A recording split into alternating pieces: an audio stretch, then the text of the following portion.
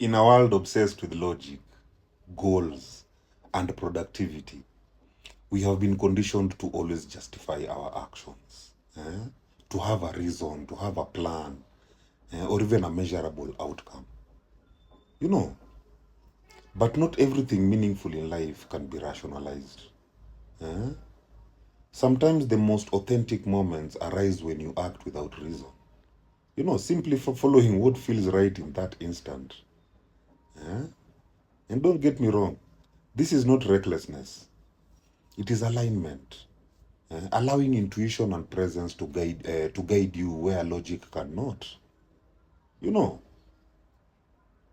the need to always have a reason is often a disguise for fear, fear of being misunderstood, fear of wasting time, or even fear of losing control. But when you act only within reason, you confine yourself within boundaries of expectation and validation. Flow, on the other hand, is freedom. It is the art of trusting the moment enough to move without the burden of justification. Flow doesn't reject logic, it transcends it. You know, there are times when your body, your emotions, or even spirit sense something long before your mind can explain it. Maybe you take a walk for no reason, and then you end up meeting someone who changes your life. Or even maybe you start painting without even a plan, and you discover a part of yourself that you had forgotten. You know, flow allows life to surprise you. eh? It is an openness that makes space for the unseen. Psychologically, this is connected to the concept of state flow, a mental zone where awareness and action merge effortlessly. When you allow yourself to act from intuition rather than overthinking, you enter a state of deep presence and creativity.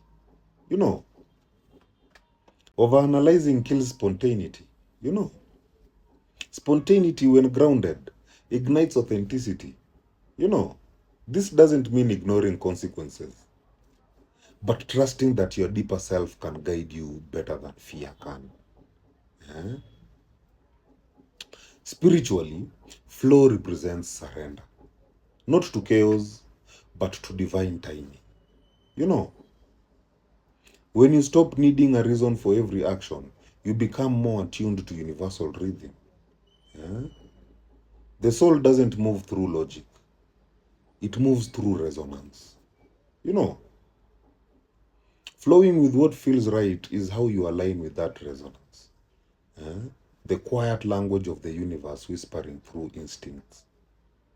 You know, in short, you don't always need a reason to do something. eh? Some actions don't need explanation because they come from a place beyond reason. From presence, from intuition, and most importantly, from inner truth. You know, flow is not aimlessness, it is trust. And sometimes the path that feels right currently, even without reason, leads you exactly where you are meant to be.